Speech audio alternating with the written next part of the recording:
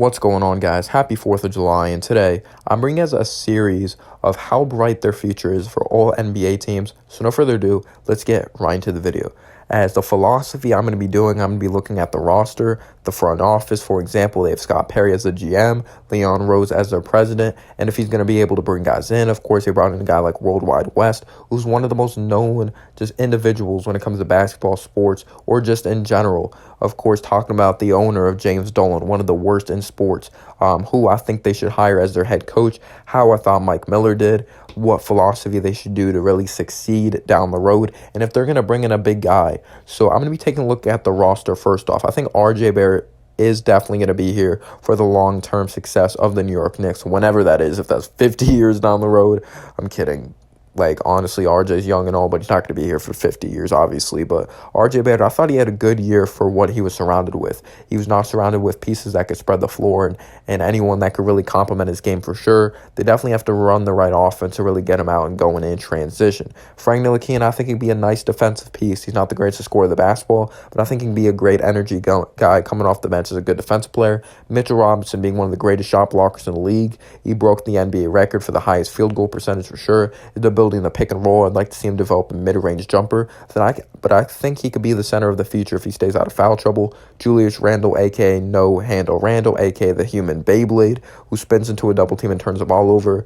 I would like to see the Knicks definitely trade him and try to get some value out of a guy like Julius Randle. I could see him going to a team like the Portland Trailblazers. He does not fit the timeline here, especially when you have a guy like RJ Barrett that needs the ball in his hands to succeed. Julius Randle's not the player you want on this basketball team. Kevin Knox, of course, did not play much this season, but when he did play, he was not that great. He was inefficient. He struggled to shoot the basketball. His handle really got exposed. His defense, his playmaking ability. He really has no ability in the NBA. I thought he had an overrated rookie year. He was good in Summer League, but you better be good in Summer League. But he was even inefficient in Summer League. He's like one of those players that's good in Summer League, and besides that, when he goes to a real NBA court, he's really struggled. But that's why I think we should bring in a guy that I'll get to later when it comes to hiring a head coach.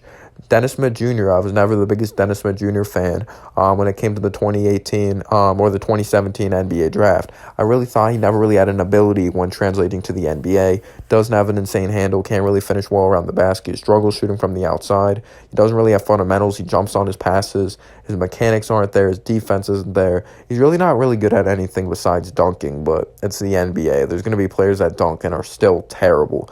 Maurice Harkless, I would like to see to get some value out of Maurice Harkless for sure. I think we're just going to hold on to Ignas Brazdeikis to keep RJ Barrett happy. Taj Gibson, I wouldn't mind holding on to as a role player to really help out these young players and really guide them along the way.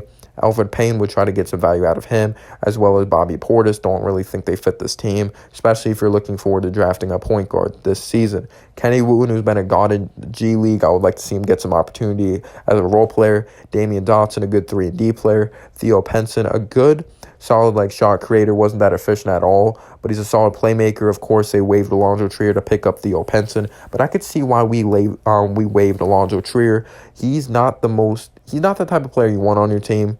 He's not the greatest playmaker. He's really right-hand oriented. He had a contract. His contract was about to be up, and there were some rumors that he was gonna ask for a lot of money. Like I said, he doesn't play defense. He's a really selfish basketball player that needs the ball in his hands to succeed. He's undersized. He's just not the type of player you'd really want on your team, in my opinion.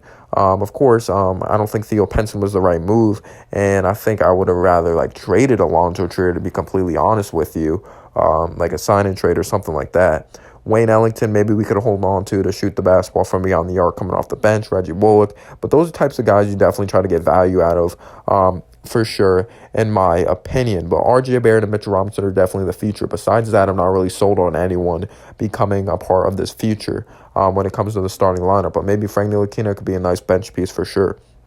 Moving on in the front office, of course, we brought in a guy like Worldwide West, who definitely knows the basketball community very well. He's definitely a guy that might attract a big star coming here. We have Scott Perry as a GM. We have Leon Rose, I'm a big fan of. He's the agent of Devin Booker.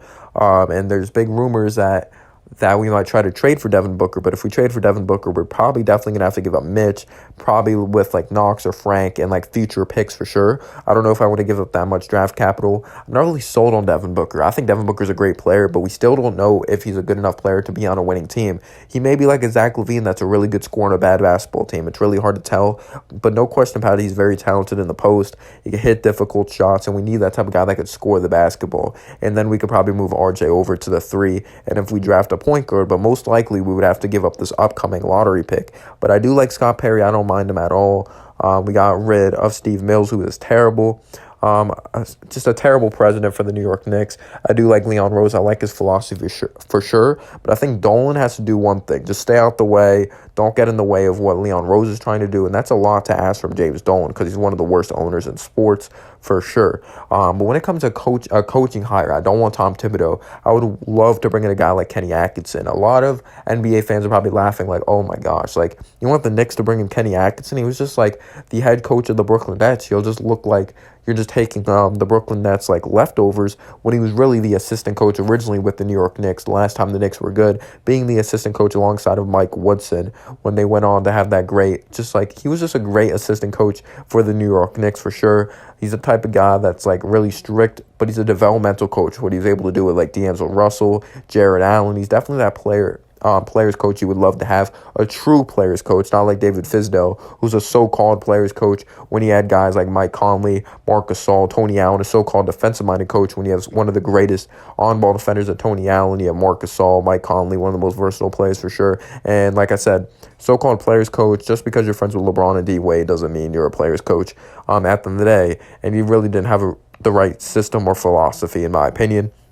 But in my opinion, if the Knicks are smart, they will build throughout the draft. They should draft a point guard. I think they're going to end up with like Killian Hayes or Tyrese Halliburton. You have to draft the right point guard that really fits alongside RJ Barrett. But this is the tricky thing when it comes to the draft. I don't think people realize the draft is really hard. Some people say just go best player available.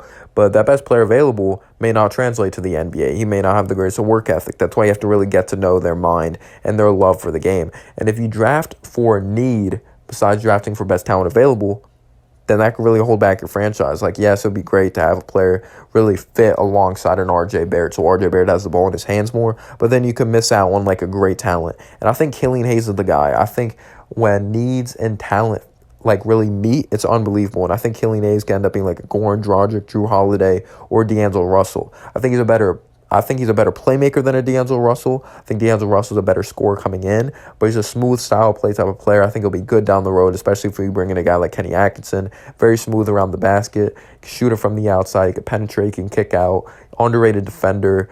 Does need to get better shooting from beyond the arc for sure, but he definitely has the potential there. And I think if you have a guy like Killian Hayes alongside RJ Barrett, I think the fit would be perfect. His playmaking ability, his ability to see the whole floor. But I think building throughout the draft should be the right philosophy. Don't give up a bunch of draft picks. Don't just like ruin your future, which the Knicks have always done. They've just like given up draft picks. Like we could have had like Jaylen Brown. We could have had like Brandon Ingram. We could have had Jamal Murray in that 2016 NBA draft class, but we ended up giving up like Andre Bargnani, and that's what the Knicks shouldn't do anymore, which is absolutely terrible. But yeah, Kenny Atkinson's the right guy to bring in and really develop these young players, build throughout the draft for sure. I don't think we're going to end up getting LaMelo Ball. We're projected the 6th overall pick, most likely. And what makes you think that we're going to end up sliding like all the way up to 3 somehow? But I don't think the front office is that bad. Of course, James Dolan's a big X factor of who's really bad, but I like Leon Rose. I like Scott Perry. I like World Wide West for sure. I think we're bringing in some guys that could definitely help us build for the future and have great basketball minds. And I'm going to be talking about Mike Miller. I think Mike Miller did actually a good job with the circumstances he was surrounded with. He finished with a 17-27 record. A lot of you guys are probably saying, like, that's terrible. But you have to take a look at David Fizdale. His first year coaching with the Knicks, he won 17 games. And Mike Miller did that in way less games with a 17-27 record. And you have to realize what RJ was surrounded with. You have to realize what that roster was. That roster wasn't put together to succeed. That roster is like really bad, and it's really hard to probably win games with that roster, especially when you can't space the floor in today's NBA. Like maybe like 5-6 years ago, that roster would be good, but probably not because the Knicks, they really never know what they're doing. But you have to be able to space the floor in today's NBA, and I thought Mike Miller did a good job coming in and just winning games. But yeah, do I think we're going to get Devin Booker? Maybe, maybe not. Leon Rose is the agent of Devin Booker, so there's a big chance, but we're going to have to give up our future. But I would love to just build throughout the draft for sure and do it the right way. But I think we should draft the Killian Hayes. We should bring in like these cheaper guys to really surround RJ Barrett with.